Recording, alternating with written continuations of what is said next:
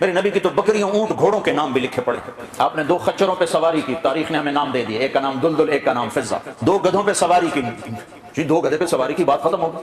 نہیں میرے حبیب نے کی ہے، ان کے نام بھی لکھوائے جائیں. ایک کا نام تھا عفیر، ایک کا نام تھا یافور. اور یافور کی عجب کہانی آپ کو سناتا ہوں.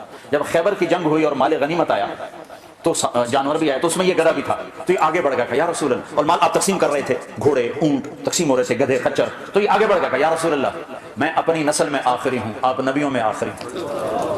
میرے نسل پر نبیوں نے سواری کی، ان میں آخری ہوں، آپ نبیوں میں آخری ہیں، آپ مجھے اپنی سواری کے لیے قبول فرما لیں. تو آپ نے یافور کو اپنے حصے میں لے لیا. بارہا ایسا ہوا، سیرت کی کتابوں میں ہے کہ آپ کو ضرورت پڑی کسی کو بلانے کی اور موقع پہ کوئی خادم موجود نہیں ہے تو آپ یافور سے کہتے یافور ابو بکر کو بلا کے لاؤ، عمر کو بلا کے لاؤ. مثال دے رہا ہوں. تو یافور دوڑ لگاتے اور جا کر ابو بکر کے دروازے پر ٹکر مارتا.